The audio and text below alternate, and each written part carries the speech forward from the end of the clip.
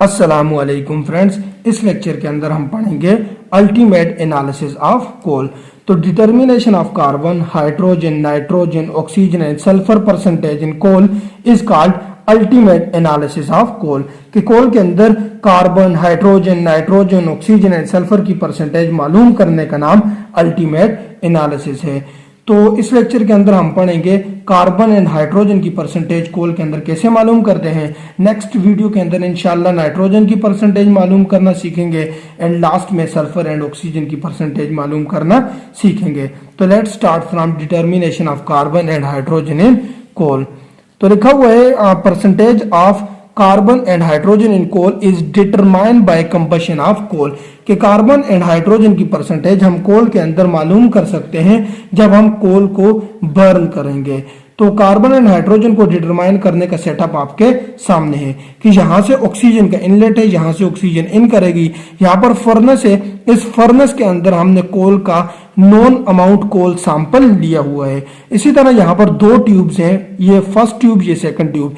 इस first tube में हमने नॉन क्वांटिटी ऑफ एनहाइड्रस, जिसमें पानी नहीं है, कैल्शियम क्लोराइड लिया हुआ है, और यहाँ पर हमने नॉन क्वांटिटी पोटाशियम हाइड्रोक्साइड लिया हुआ है। इसको अगर मैं आपको सारे को एक्सप्लेन करूं तो जब इसको आप जलाओगे तो इसमें से कार्बन डाइऑक्साइड में कन्वर्ट हो जाएगा और हाइड्रोजन वाटर वेपर में कन्वर्ट हो जाएगा। जब इसका प्रोडक्ट यहां से मूव करेगा तो क्योंकि कैल्शियम क्लोराइड एनहाइड्रस है, इसीलिए यहां पर ये एब्जॉर्ब कर लेगा वाटर, और यहां पर पोटाशियम हाइड्रोक्साइड एब्जॉर्ब कर लेगा कार्बन डाइऑक्साइड, और इसी तरह से इनका वेट इंक्रीज हो जाएगा। ये जो इंक्रीज इन वेट है ये हमें कार्बन एंड हाइड्रोजन की परसेंटेजेस बता देगा। चलो इसको और वन बाय वन भी एक्सप्लेन करते हैं। कह रहा है during the determination of carbon and hydrogen known amount of coal is burn in the current of dry oxygen. Dry oxygen mean pure oxygen. The carbon of coal is converted into carbon dioxide while hydrogen of coal is converted into water as given below। कि जब आप carbon and hydrogen को determine करोगे तो non मिकदार कोल की जलाओगे dry oxygen की मौजूदगी में।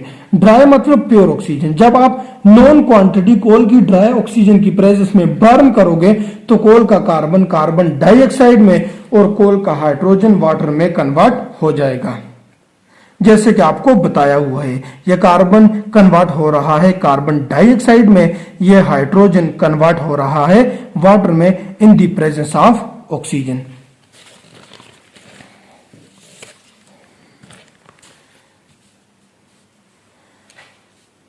लिखा हुआ है the product of combustion that is carbon dioxide and water is pass through tubes containing pre weight anhydrous. Pre weight मतलब पहले से वेट किए हुए anhydrous calcium chloride and potassium hydroxide. as calcium chloride is anhydrous so it act as water absorber while potassium hydroxide act as carbon dioxide absorber। कह रहा है कि due to these absorption chemical reaction take place between calcium chloride and water and carbon dioxide and potassium hydroxide। as a result weight of tube increases। तो इन lines को मैं उर्दू में आपके लिए थोड़ा एक्सप्लेन करता हूं कि जो कंबशन का प्रोडक्ट होगा वाटर और कार्बन डाइऑक्साइड, इनको हम गुजारेंगे ट्यूब्स में से जिनके अंदर पहले से वजन की गई calcium chloride and potassium hydroxide मौजूद हैं। जैसा कि आपको पता है कि कैल्शियम क्लोराइड हमारे पास एनहाइड्रस है, इसीलिए वो एक्ट करेगी वाटर की एब्जॉर्बर, और पोटाशियम हाइड्रोक्साइड एक्ट करेगी कार्बन डाइऑक्साइड की एब्जॉर्बर।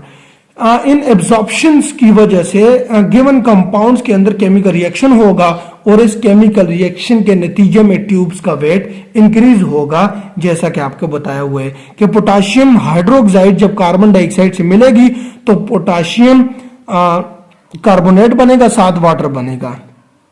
इसी तरह कैल्शियम क्लोराइड जब वाटर के साथ मिलेगी तो ये calcium chloride dot 7 molecule of water बना देगी। तो आगे लिखा हुआ है कि the increase in weight of calcium chloride tube represent the weight of water while increase in weight of potassium hydroxide tube represent the weight of carbon dioxide. तो जैसे मैंने आपके सामने शुरू में भी एक्सप्लेन किया था कि तो देखो फ्रेंड्स, ये वाली जो ट्यूब है वो कैल्शियम क्लोराइड वाली है और ये वाली पोटाशियम हाइड्रोक्साइड वाली है।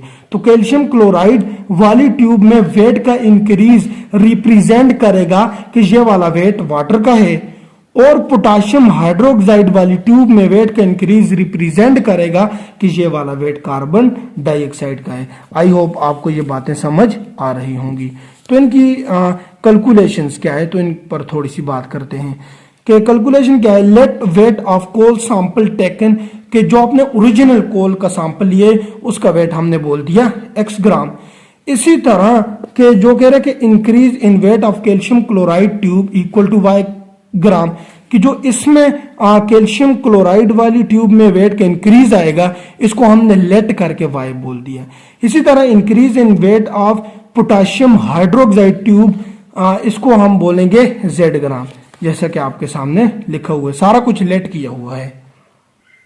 तो इन y ग्राम और z ग्राम को मैं थोड़ा और एक्सप्लेन करता हूँ। Increase in weight of calcium chloride and increase in weight of potassium hydroxide, मतलब आपके पास कोल जलाया आपने, इसमें से वाटर कैल्शियम क्लोराइड वाली ट्यूब में एब्जॉर्ब हो गया, इस एब्जॉर्प्शन से इस कैल्शियम क्लोराइड वाली ट्यूब का वेट इंक्रीज हो गया, इसी को हमने बोल दिया y ग्राम। सिमिलरली आपने कोल जलाया, इसमें से कार्बन डाइऑक्साइड पोटाशियम हाइड्रोक्साइड वाली ट्यूब में एब्जॉर्ब हो गया, इस एब्जॉर्प्शन से इस पोटाशियम हाइड्रोक्साइड वाली ट्यूब का वेट इंक्रीज हो गया, इसी को हमने बोल दिया z ग्राम। आई होप अभी आपको समझ आ चुकी होगी। तो हम इसकी कैसे कार्बन की अमाउंट कैसे फाइंड करेंगे, तो इसका फार्मूला है amount of carbon in coal equal to mass of carbon divided by molar mass of carbon dioxide multiply increase in weight of tube potassium hydroxide tube.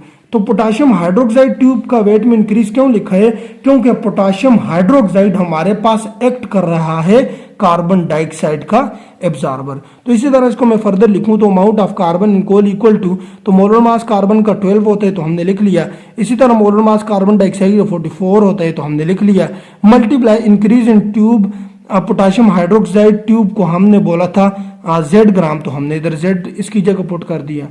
तो परसेंटेज ऑफ कार्बन जब आप निकालोगे तो उसका फार्मूला है mass of carbon dioxide in tube, जो कि potassium hydroxide वाली ट्यूब में आया है, divided by original mass of coal multiply by atomic mass of carbon divided by molar mass of carbon dioxide multiply by 100।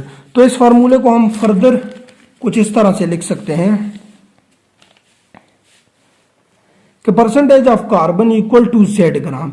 z gram का मतलब है increase in tube of potassium hydroxide tube divided by x gram. x gram का मतलब है कि original weight of coal multiply by 12, तो ये amount होती है कार्बन की जो उसका मास होता है, डिवाइडेड बाय 44 मतलब molar mass of carbon dioxide होती है, मल्टीप्लाई बाय 100।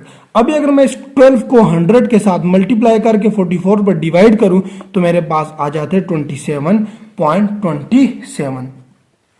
तो मैं परसेंटेज ऑफ कार्बन को आपके सामने एक सादा एग्जाम्पल के थ्रू भी आपके सामने एक्सप्लेन करने जा रहा हूं कि लेट, बच्चे हम मान के जाएंगे कि let original weight of coal taken equal to 100 gram. Let आपने जो शुरू में कोल लिया था उसका वेट था 100 gram. Let increase in weight of potassium hydroxide tube equal to 70 gram. Let उसमें 70 ग्राम का क्या आया, इंक्रीज आया। तो इसमें पुट कर लो percentage of carbon equal to z gram. z gram मतलब जितना इंक्रीज आया तो कितना आया 70 gram divided by original 100 gram multiply by 27.27 जो ये है। तो ग्राम ग्राम से कैंसिल हो गया। मेरे ख्याल में आप अगर इसको सॉल्व करो तो आपके पास आंसर आ जाएगा 19 पॉइंट समथिंग, 1 और 2 आ जाएगा। तो मेरे हाल में आपको समझ आ चुकी होगी। सिमिलरली कि अमाउंट ऑफ हाइड्रोजन इन कोल में कैसे फाइंड करेंगे तो इसके लिए बिल्कुल जैसे कार्बन के लिए किए इसके लिए भी कर लो कि amount of hydrogen in coal equal to mass of hydrogen divided by molar mass of water multiply by increase in weight of calcium chloride tube. अच्छा, कैल्शियम क्लोराइड ट्यूब इसलिए लिखा है क्योंकि इसने एक्ट किया एज अ वाटर एब्जॉर्बर, तो हम hydrogen की तो फाइंड कर रहे हैं। तो amount of hydrogen in coal equal to आ जाएगा कि मास ऑफ हाइड्रोजन कितना होता है 2, क्योंकि हाइड्रोजन 2 होते हैं वाटर में ना, ऐसे होते हैं ना, तो इसीलिए हमने 2 लिखा है। तो 1 का 1 और 2 के 2 मास हो जाएगा। डिवाइडेड बाय मोलर मास के 18 होते हैं तो ये लिख लिया है। इसी तरह increase in weight of calcium chloride tube को हमने बोला है y ग्राम। इसी तरह percentage of hydrogen equal to mass of water in tube divided by mass of original coal जो आपने लिया है multiply atomic mass of hydrogen divided by molar mass of water multiply by 100, बिल्कुल similar to carbon, क्योंकि मैंने वहां पर explain कर लिया इसलिए मैं जल्दी जा रहा हूं। इसी तरह अगर मैं फर्दर कर दूं तो परसेंटेज ऑफ हाइड्रोजन, तो मास ऑफ वाटर इन ट्यूब हमने लिया था y ग्राम, इसको रिप्रेजेंट किया था। ओरिजिनल हमने कोल का वेट रिप्रेजेंट किया था x ग्राम। इसी तरह multiply atomic mass of hydrogen 2 होता है, 1 का 1 होता है क्योंकि यहाँ पर 2 है तो इसलिए 2 लगाए। Divide by molar mass of water 18 होता है, तो मल्टीप्लाई बाय 100। तो यहाँ पर मैंने क्या किया, 2 को मल्टीप्लाई किया 100 से, डिवाइडेड बाय 18 किया, तो ये मेरे पास आ गया 11.11। तो इसको भी एक एग्जाम्पल के साथ मैं आपके सामने एक्सप्लेन करने जा रहा हूं कि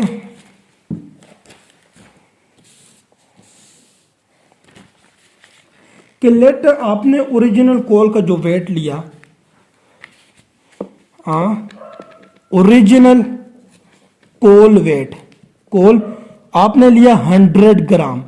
लेट मैं बोल रहा हूं increase in weight, increase in weight of calcium chloride tube जो आपके पास है, लेट किए हुए, सारा कुछ लेट किया आपके लिए आसानी के लिए, तो ये आ गया।